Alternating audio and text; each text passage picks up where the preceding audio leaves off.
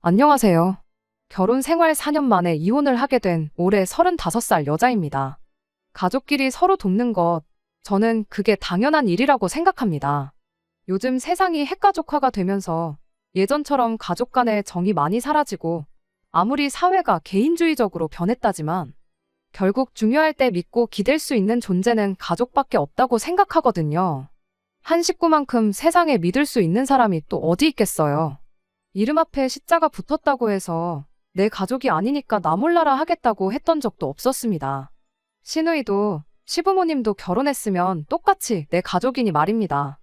우리가 도움이 필요하면 도움을 받고 다른 가족이 도움이 필요할 때면 도와주고 친정시댁 가리지 않고 제 나름 최선을 다했다고 생각해요. 하지만 도와주는 데에도 정도가 있다고 생각합니다. 도움이 필요하다고 해서 덮어놓고 무조건 도와주는 게 답은 아니잖아요. 그리고 그걸 결정하는 건 혼자서 결정하는 게 아니고 부부 서로 간의 합의가 가장 중요하다 생각합니다. 한 명이 그 정도는 당연히 도와줘도 된다고 생각해도 다른 한쪽은 아니라고 할 수 있잖아요. 그리고 어느 한쪽이 이건 아니다라고 한다면 적당한 선에서 타협을 하던가 그렇게까지는 해줄 수 없다고 거절도 할 줄 알아야 하는 것 아니겠나요?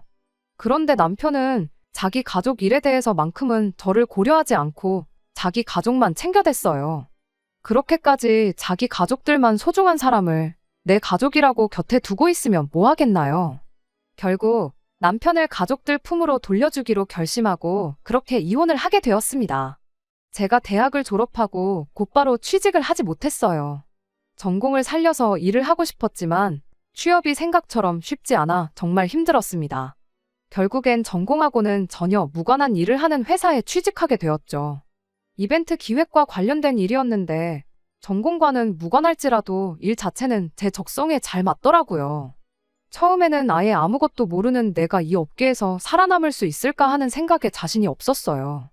그래도 일을 계속 하다 보니 일이 어느 정도 저랑 잘 맞기도 해서 이왕 시작한 거 제대로 한번 해보자는 욕심이 생기더라고요.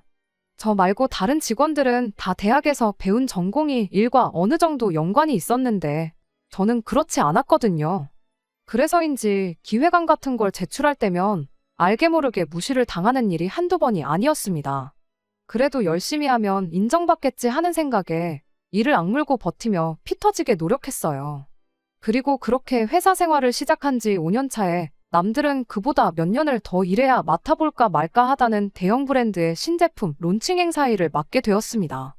제 노력이 결실을 맺었던 거죠. 남편을 처음 만난 건 바로 그때였어요.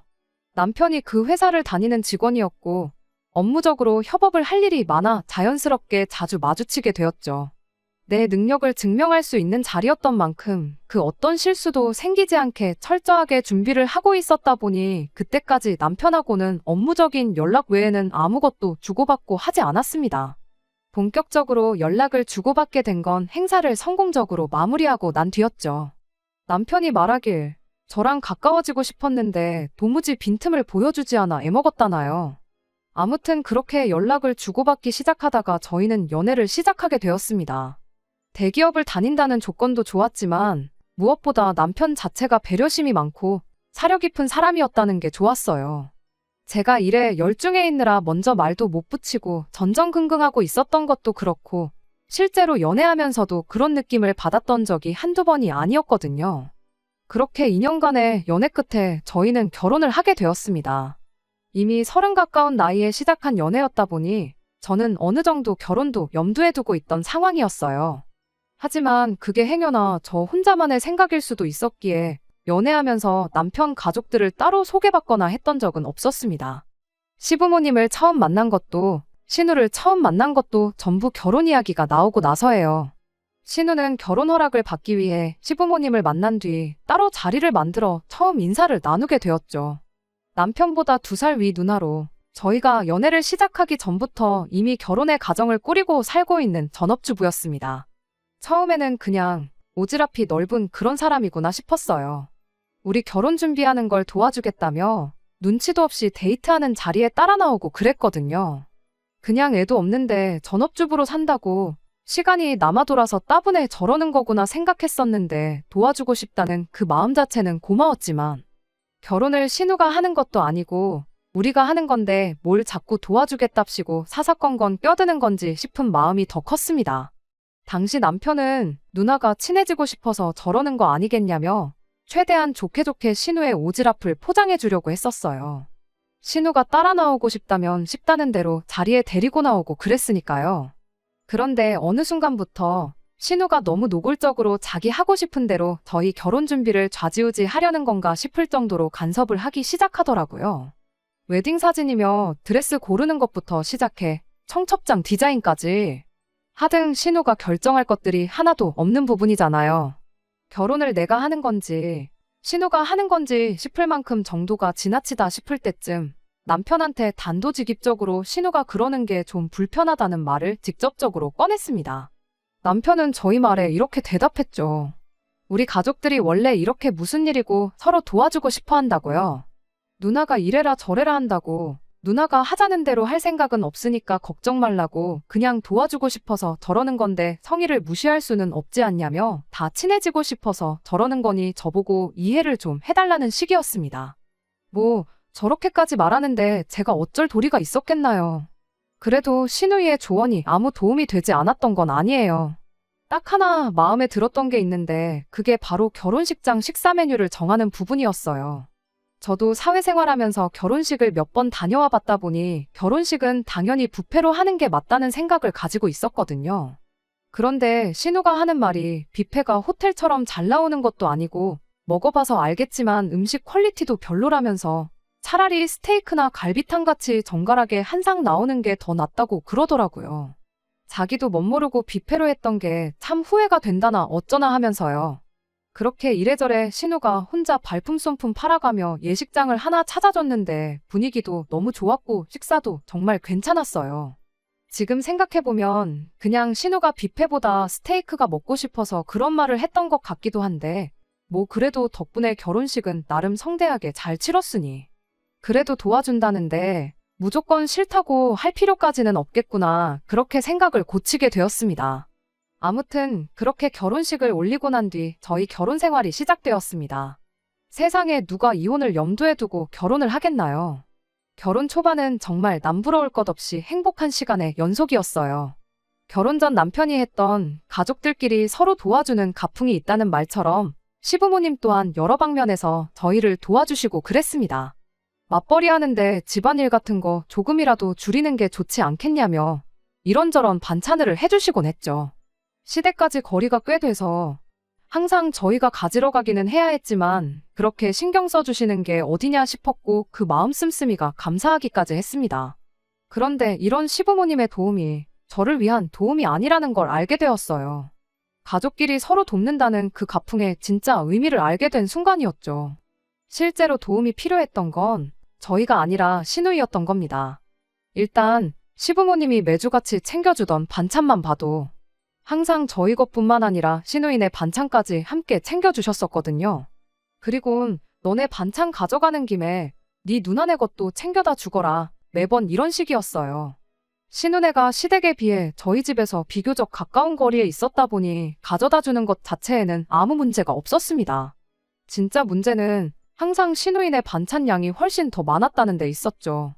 반찬통 크기만 해도 거의 2배 차이가 날 정도였거든요. 종류도 몇 가지나마 더 많았고 저희한테는 따로 안 챙겨주는 국 종류도 몇 개씩 있었어요. 종류나 양이 더 많고 적고 그 자체는 저희한테 큰 문제가 되지는 않았습니다. 어차피 저희 부부는 맞벌이 생활을 하다 보니 저녁도 밖에서 해결하는 경우가 더 많았거든요. 냉장고에 반찬만 많아봐야 집에서 거의 식사를 하지 않는데 그나마 챙겨주시는 적은 양의 반찬들도 제때 다 먹지도 못하고 버리는 일이 부지기수였어요. 그냥 저희들 맞벌이 한다고 집안일 좀 덜 하라고 챙겨주시던 그 마음이 감사했던 거지 반찬이 꼭 필요했던 건 아니었던 거죠. 한 번은 저희가 그 전주에 받은 반찬이 그대로 있어서 이번에는 반찬을 따로 받아오지 않아도 되는 상황이었습니다. 그런데 시어머니가 신우네 걸 가져다 줘야 하니 무조건 오라는 식으로 막무가내셨죠. 신우가 직접 가면 되는 거 아니냐 했더니 걔가 차가 있는 것도 아닌데 이 무거운 걸 어떻게 혼자 들고 가겠냐고 저한테 핀잔을 주셨죠. 그러니 저도 자연스럽게 생각이 바뀌게 되더라고요. 저희 먹으라고 반찬을 챙겨주시는 게 아니라 신우네 걸 챙겨주고 싶은데 신우가 차가 없으니 대신 배달을 시키는 게 아닐까 하는 식으로요. 신우네 주는 거에 비해 보잘것없는 반찬들은 그냥 시키긴 미안하니 심부름값 정도 챙겨주고 있다 생색내려고 그러는 건가 싶은 마음이었어요. 그건 그렇다 쳐도 더 이해할 수 없었던 건 신우이가 애가 있는 것도 아니고 그렇다고 저희처럼 맞벌이를 하는 것도 아닌데 왜 집 반찬을 항상 시어머니가 해주고 계시는 건가 하는 사실이었습니다. 단순히 요리를 못해서라고 한다고 하면 이해할 수 있겠지만 언제까지 시어머니한테 받아먹을 수도 없는 부분이고 신우도 전업주부 생활을 하기로 했으면 자기들 밥 정도는 자기가 알아서 챙겨야 한다는 생각이었거든요. 그래도 내가 너무 예민하게 받아들이고 있는 걸 수도 있겠다 싶어서 최대한 좋은 쪽으로 생각하려고 노력했습니다. 그런데 한 가지 사실을 알게 되면서 그 마음마저도 완전히 돌아서게 되었어요. 바로 남편이 이 반찬값을 저 모르게 따로 시어머니께 지불하고 있었다는 사실이었습니다. 그동안은 저 몰래 하고 있었나 본데 이제 저도 한 식구라 그런 건지 아니면 저는 안중에도 없었던 건지 하루는 제 앞에서 대놓고 남편한테 반찬값 이야기를 꺼내더군요. 이번 달 반찬값은 100만 원만 주면 돼 하고요. 순간 저는 귀를 의심했죠.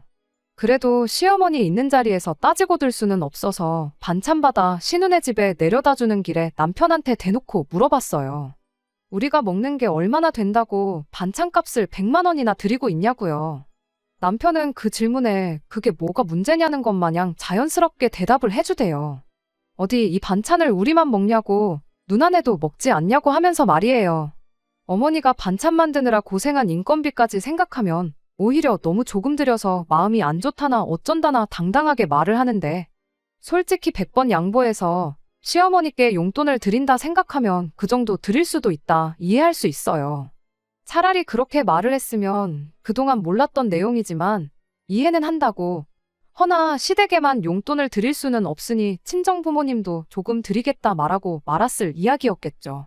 그런데 당당하게 신우네 반찬값도 내주고 있다고 이야기를 하니 짚고 넘어가지 않을 수가 없었습니다. 시어머니가 이번 달은 100만 원만 주면 된다고 했던 말도 그동안은 100만 원 이상을 드리고 있었다는 말이나 마찬가지인 발언이잖아요. 여태까지 돈 들인 게 얼마인지 확인하자는 건 아니었지만 그래도 짚고 넘어갈 건 확실하게 짚고 넘어가야겠다는 생각이었죠.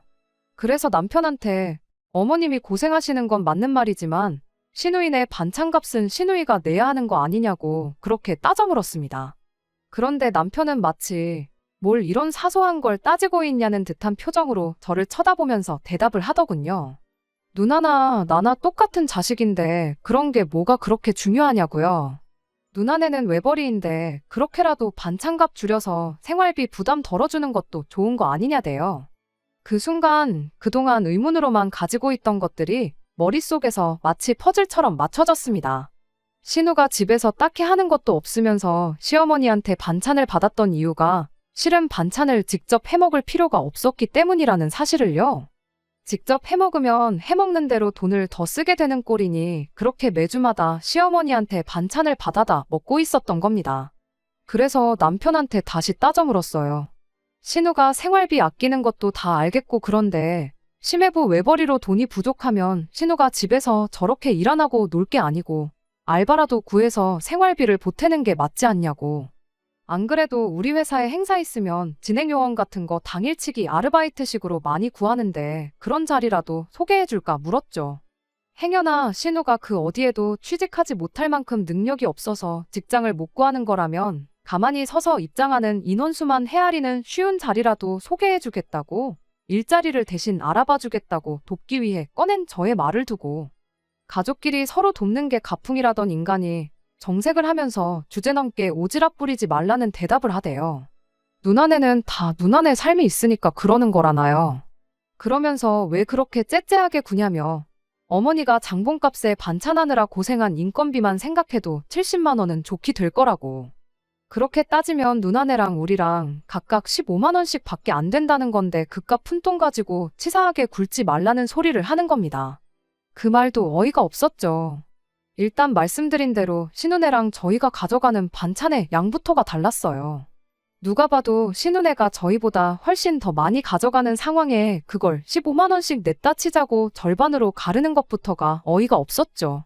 그리고 반찬값을 지불한다면 당연히 그 돈에 재료비인 장본값도 포함돼야 하는 거 아니겠나요? 전문적으로 반찬만 파는 가게도 그렇게 장사는 안 할 거예요.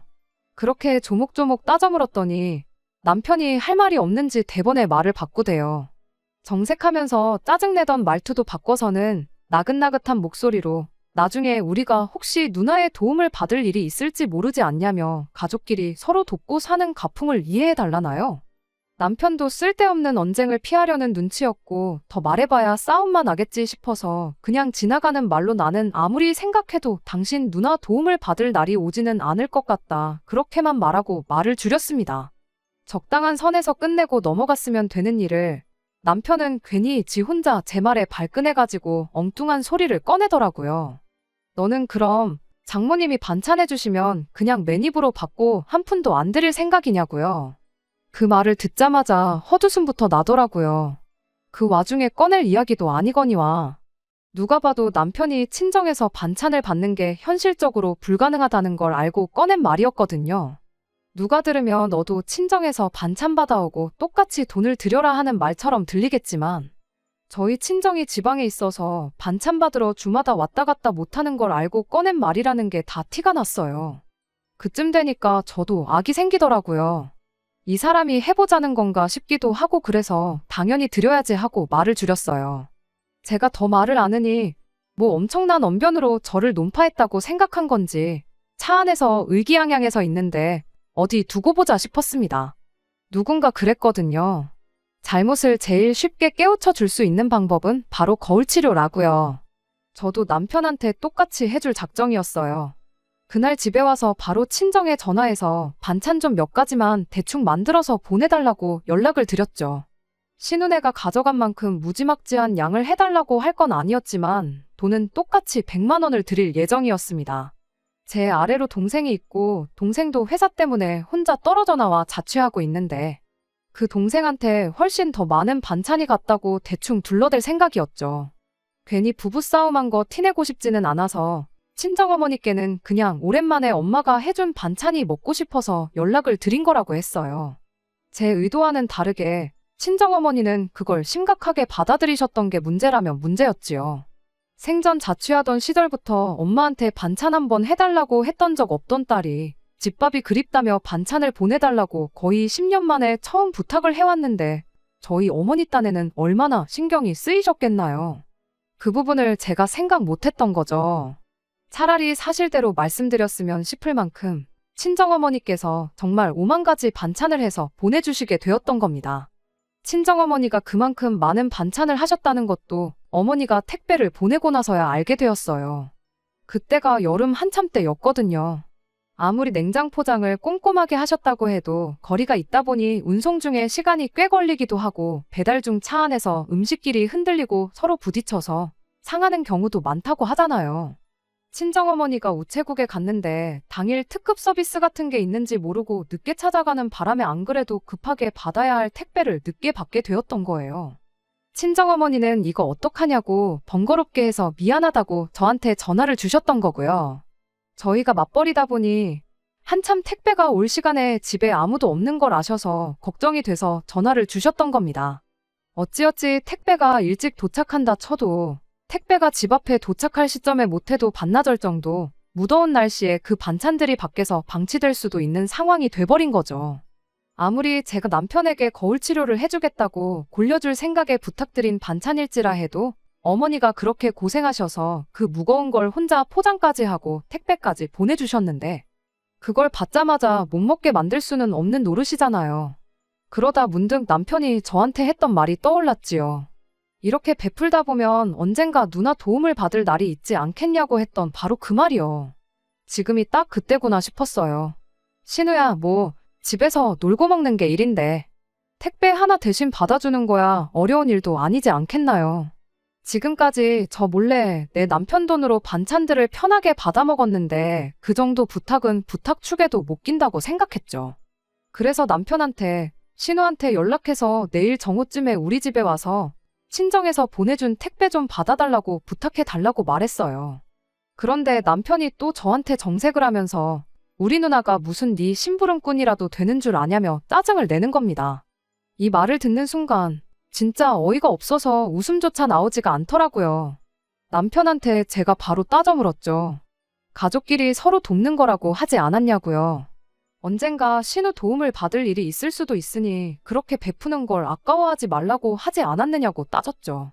지금이 내가 신우 도움이 필요한 그때라고 헛소리 말고 당장 전화해서 부탁하라고 그렇게 이야기를 했는데 남편이 그건 도움이 아니잖아 하면서 제 말을 딱 잘라버리대요. 가족끼리 서로 돕는다고 했던 건 맞지만 그건 돕는다고 볼 수 없는 일이래요. 그러면서 말도 안 되는 소리를 얘라고 들더군요. 내가 처제, 그러니까 제 동생을 우리 집에 불러다가 청소 빨래나 설거지 같은 거 시키면 네 기분은 좋겠냐고요. 제가 신우한테 부탁하려는 게 그런 거랑 마찬가지랍니다. 그런 사소한 걸 시켰다가 누나 기분이라도 상하면 어쩌려고 그러냐는 거죠. 정말 기가 막히고 코가 막혀서 채 타고 혀를 찰 수도 없었습니다. 그럼 당신이 신우네 반찬값 100만 원씩 내주는 건 도와주는 거고 택배 좀 받아달라는 건 심부름이냐고. 도움이라는 게 사소한 일이나 큰 일이나 마찬가지인 거지. 돈 얼마 썼다고 생색낼 수 있어야 큰 도움이고 별거 아닌 도움은 심부름이라고 말하고 싶은 거냐고 한마디 따졌죠. 하지만 남편은 끝까지 그건 해주는 사람의 기분에 따라 다른 거라며 절대로 안 될 일이다 단호하게 나왔어요. 끝내 신우한테는 물어보는 신용조차 하지 않더군요. 그럼 저도 이제 더 이상 참고만 있지는 말아야겠다는 생각이 들었습니다. 네가 이렇게 나온다면 나도 똑같이 치사하게 나가야겠다는 생각뿐이었죠. 택배도 제가 직접 받기로 했어요. 회사에는 사정을 설명하고 조금 일은 퇴근을 했죠. 오히려 회사에서 뭐 그런 걸 가지고 반차까지 쓰냐며 그냥 다녀오라고 시간까지 비워주대요. 누가 남이고 누가 가족인지 정말 어이가 없었습니다. 그래도 할 일은 마치고 가야 했다 보니 제가 집에 도착했을 때 이미 택배는 도착해 있었어요. 다행히 냉장 포장을 워낙 꼼꼼하게 해주셔서 반찬들에는 아무 문제도 없었고 오랜만에 엄마 손맛도 느낄 수 있었네요. 그 와중에도 친정어머니는 이런 상황도 모르고 사위 입맛에도 맞게 만들어준다고 달달 짭조름하게 평소 하던 대로 해주셔도 되는 반찬들 몇 가지를 죄다 고추장 넣고 빨갛게 해다 주셨더라고요. 그걸 보니 참 오만 가지 생각이 다 들었습니다. 멀리 떨어져 사는 친정 부모님은 이토록 남편까지 신경 써주시는데 3, 40분 거리에 모여 사는 시자들은 지들만 챙기지 나는 안중에도 없구나 하는 생각이요. 하지만 안 좋은 생각을 계속해서 뭐 하겠어요. 이런 사소한 일로 서운하다고 싸우고 그러는 게 제 인생에 있어서 무슨 소용이나 있겠나 싶었죠. 이미 2년 가까운 세월을 나 모르게 시어머니 용돈에 신우 반찬값까지 퍼주고 있었다는 사실만 두고 봐도 이미 남편이 먼저 부부간의 신뢰를 저버린 거나 마찬가지인 상황인데 이때 끝장을 봤어야 했던 걸 그냥 좋게 좋게 시어머니 용돈 드린 걸로 치자. 그리고 시어머니가 그 용돈으로 당신 안 쓰고 외벌이하는 딸을 챙겨주신 거라 생각하자고 그렇게 쉽게 넘어갔던 게 저희 불찰이었습니다. 친정집에 대한 이중적인 태도를 보인 것, 몰래 시댁에 돈 퍼주는 것만 해도 이미 충분히 부부간의 신뢰를 저버리고 이혼 사유가 된다는 걸 알았음에도 네 돈으로 네 가족 챙기는데 내가 뭔 상관이냐 넘어가고 나도 그냥 이제부터 내 가족이나 챙기련다 하고 똑같이 나온 게 문제였지요. 그날 이후로부턴 남편이 생활비만 제대로 가져다주면 신우 반찬값을 내주던 신우네 외식을 시켜주던 신경을 끄고 살아버렸거든요. 시어머니가 해다주는 반찬도 일부러 안 먹고 신우네 반찬 가져다주는 일도 전부 남편 혼자 알아서 하라고 해버린 거예요. 이러나 저러나 신우한테 그런 식으로 남편 돈으로 흘러들어가고 있다는 사실을 몰랐을 땐 그래도 부부 사이 하나만큼은 좋았거든요. 그냥 여태 했던 것처럼 모르는 척 둘이서만 사이라도 좋게 지내면 문제없다 그런 생각이었는데 왜 그때는 그런 생각을 안 했는지 모르겠어요. 나 모르게 남편이 신우한테 반찬값이라고 퍼주는 것, 그것 말고도 다른 게 있을 수도 있다는 의심을 말입니다. 그때 철저하게 샅샅이 뒤져서 아예 그런 걸 차단했어야 했는데 너무 안일하게 그게 끝이라고 혼자 지레짐작하고 넘겼던 게 문제였어요. 왜냐하면 진짜였거든요. 바로 남편이 반찬값은 물론이고 신우의 용돈까지 챙겨주고 있었던 거예요. 외벌이의 집에서 딱히 집안일 말고는 살림을 하는 것도 아닌데 아무리 반찬 몇 가지를 매주마다 자기 친정에서 받아온다고 한들 애도 없는 집에 저렇게 놀고 먹는 꼴을 심해부가 그냥 보고 살 리가 없잖아요. 그런데 그게 가능했던 이유가 바로 남편이 신우한테 용돈이랍시고 돈을 따로 챙겨주고 있었기 때문입니다. 생활비 외에는 지출을 거기서 해결해버리니 심해부도 신우가 일을 하면 좋기야 하겠지만 딱히 강제로 일을 시킬 수도 없는 노릇이었던 거죠. 이미 생활비의 가장 큰 부분인 식비랑 자기 용돈을 알아서 해결하고 있었던 거니까요. 그 사실을 알게 된 이유도 어이가 없어요. 얼마 전 남편이 난데없이 그 사실을 자기 입으로 직접 저한테 물어버렸거든요. 하루는 남편이 난데없이 저한테 모아놓은 돈이 얼마나 되냐고 묻대요. 평소 제 돈에 대해선 일절 관심도 없었던 인간이 갑자기 얼마나 물어놓았느냐 물어오니 안 좋은 조짐이 보여 얼마나 있는지 알려주는 게 아니라 왜 그런 건 물어보느냐고 이유부터 확인했죠. 남편은 제가 떠보고 있다는 건 생각도 못한 건지 곧바로 심해부와 신운의 이야기를 꺼내더군요.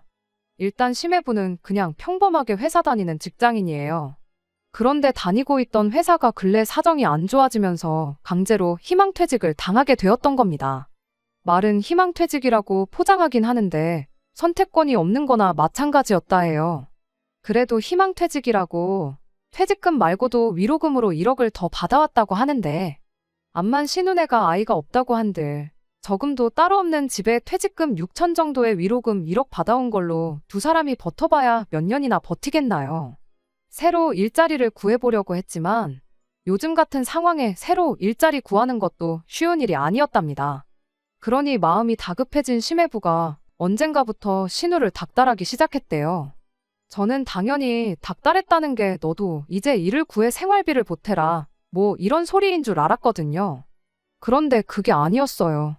남편이 자기가 여지껏 누나가 매형 눈치 안 보고 살 수 있게 매달 100만 원씩 보내주고 있었다는 소리를 그때 처음 해왔죠.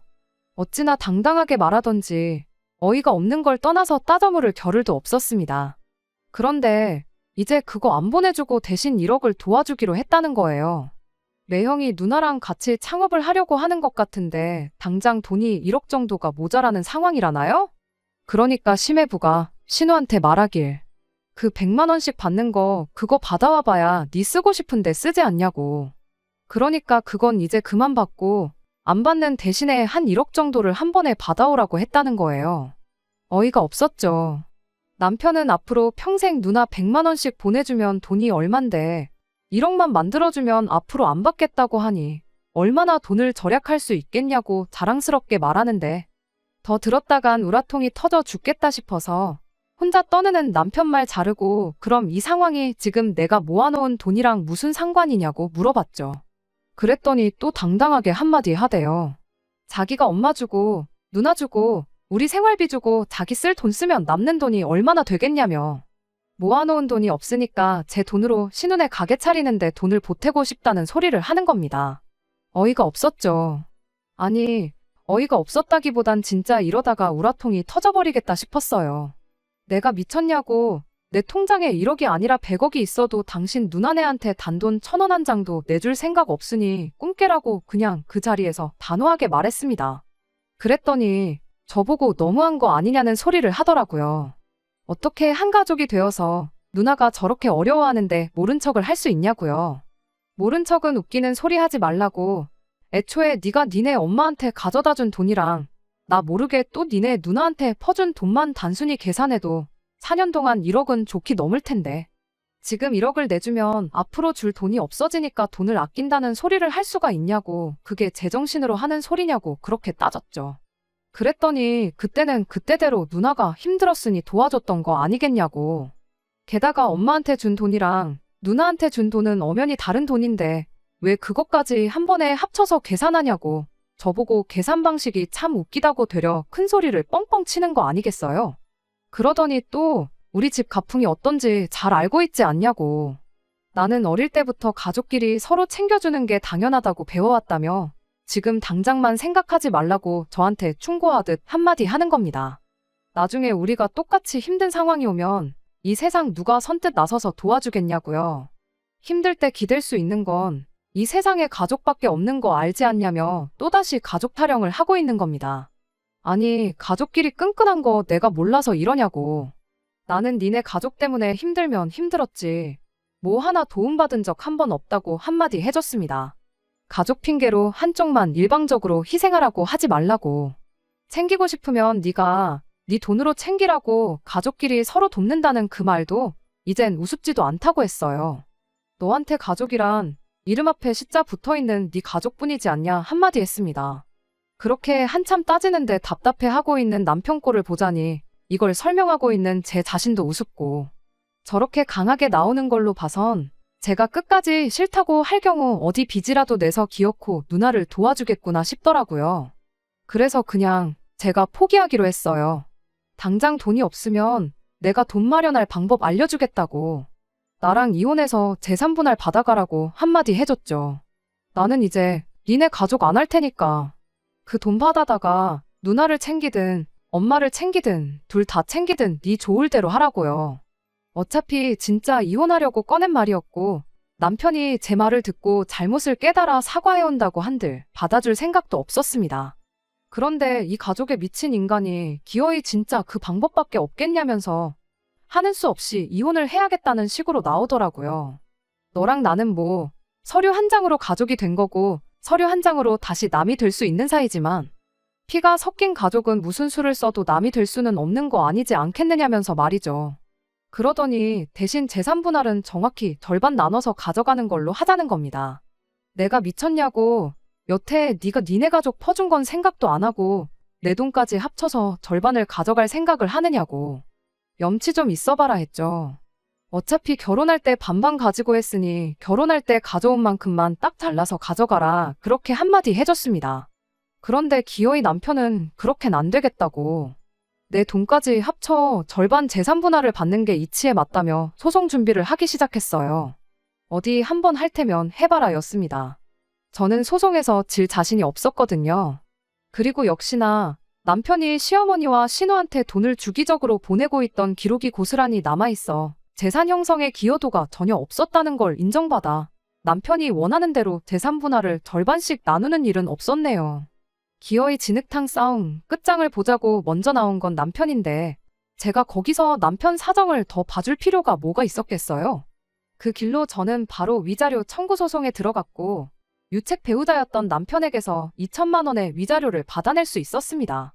이왕 개싸움이 돼버린 김에 시어머니랑 신우한테도 위자료 청구를 하려고 했는데, 안타깝게도 시어머니한테 들어간 돈은 제가 인정하고 넘어간 부분이기도 했고, 신우이 또한 남편이 자발적으로 돈을 보낸 거지 신우가 직간접적으로 돈을 요구했다는 증거가 없어 변호사님이 그렇겐 힘들거다 하길래 그건 포기했네요. 그래도 남편이 원하던 대로 재산 분할 안 해주고 위자료에 소송비까지 다 물린 게 어디냐 싶어 그냥 거기서 만족하기로 했습니다. 그렇게 남편과는 완전한 남남이 되어버렸죠. 그 후로 남편은 저한테 위자료 내주고 나머지 분할받은 그 돈으로 결국 신우네 가게 차려주는데 돈을 보태줬던가 봐요. 대신 오갈 곳 없어진 남편은 신우네 들어가서 살기로 했다던데, 얼마 전 시어머니한테서 연락을 한 통 받게 되었어요. 대번에 저한테 대놓고 묻대요. 혹시 지난 날은 다 잊고 남편하고 재결합을 할 생각은 없느냐고요. 솔직히 저는 그럴 생각이 눈꼽만치도 없었지만 갑자기 저렇게 나오는 이유가 뭔가 궁금하긴 하더라고요. 그래서 약간 여지를 주는 척하고 무슨 일이 있느냐 물어봤어요. 저는 신우네가 창업하면 당연히 얼마 못 버티고 망할 줄 알았는데 어떻게 심해부가 수완이 좋아 장사가 생각보다 더 빠르게 자리를 잡았나 보더라고요. 그런데 문제는 이제 먹고 살 걱정이 없어지니까 방 한 칸 차지하고 살고 있는 남편이 불편해졌던가 봐요. 얼마 전에 둘이 이제 아이를 갖고 완전한 가정을 이루고 싶은데 그러려면 남편이 방해가 된다고 나가달라는 말을 해왔대요. 가족이라면 끔찍히 생각하는 남편이었다 보니 또 그 와중에 돈은 돈대로 퍼주고 누나가 원하는 대로 짐 싸들고 시댁을로 들어갔는가 봐요. 그런데 시어머니도 막상 장가 보냈다가 이혼당해 집으로 돌아온 아들이 반갑지만은 않았던 거죠. 저한테 연락한 이유도 그 때문이었어요. 다시 품에 끼고 살자니 번거로워서 저한테 다시 데려가 달라고 연락을 해온 거였던 겁니다. 자초지종을 듣자마자 어머님한테 한마디 했죠. 제가 미쳤냐고 어서 애물단지를 이혼한 며느리한테 다시 떠넘기려고 하느냐고요. 괜히 그거 받아줬다가 또 지네 집구석지 가족들한테 퍼주고 사는 꼴을 또 보고 살라는 거냐고. 힘들 때 서로 돕는다던 그 가풍은 어디 걔한테 줘버린 거냐 따져 물었죠. 다시 합칠 생각이 개똥만큼이나마 있었다면 애초에 처음부터 이혼을 안 했을 거 아니겠냐고요. 이혼당해도 자기 챙겨줄 가족이 있으니 그거 믿고 이혼한 거 같은데 엄마고 누나고 이렇게 나오면 아들 동생 마음이 어떻겠냐고. 너무 미워하지 말고 그냥 어머님 품에 끼고 사시던가. 그게 싫으면 원래 떠맡기로 했던 신혼에 보내시라. 그렇게 말하고 전화를 끊어버렸습니다. 결국 마지막에 가서는 애물단지 낙동강 오리알 신세가 돼서 가족들한테 버림받은 남편 꼴을 알게 되니 그래도 속 하나만큼은 후련하대요. 믿었던 엄마마저 자기를 애물단지 취급하고 있는데 남편이 무슨 선택지가 또 있겠나요? 세상 소중한 자기 가족들 불편할 거 생각해서 어디 나가서 혼자 살던가 하겠죠. 돈이야 다시 벌면 되겠지만 당장 수중에는 땡전 한 푼 없을 테니 어디 고시원 신세는 면치 못하게 되었겠네요. 뭐 지팔자 지가 꼰 건데 누구 탓을 하겠나요? 저 또한 누구 탓 하나 하지 않고 이렇게 인연을 더 낭비하고 이혼하게 된 제 신세를 제 탓을 하고 있는데 말이에요. 그래도 가족만 오매불망 바라보던 남편의 말로가 저렇다니 그거 하나만큼은 정말 제 속을 후련하게 만들어줬어요. 여지껏 소갈이 해온 거 조금이나마 위안이 될 만큼 말입니다. 결혼하고 나서도 가족들을 잘 챙기고 싶은 사람들이 있다면 제 이야기를 잘 들어주셨으면 좋겠어요. 양쪽에 똑같이 잘할 거 아니면 애초에 그 어디도 챙기지 말라고요. 결혼은 두 사람이 만나 한 가정을 이루는 거잖아요. 물론 부모 형제가 남이 되는 건 아니지만 진짜 지켜야 할 건 새로 이룬 내 가정이라는 사실을 염두에 줬으면 좋겠습니다. 진정 가족을 위하는 사람이라면 내 가정부터 지킬 줄 아는 사람이 되었으면 해요. 그럼 저는 여기까지만 하고 저희 사연을 줄이도록 하겠습니다. 끝까지 들어주셔서 감사합니다. 오늘의 사연은 여기까지입니다. 구독과 좋아요, 알람 설정 부탁드리고 더 좋은 사연으로 다시 찾아뵙겠습니다. 감사합니다.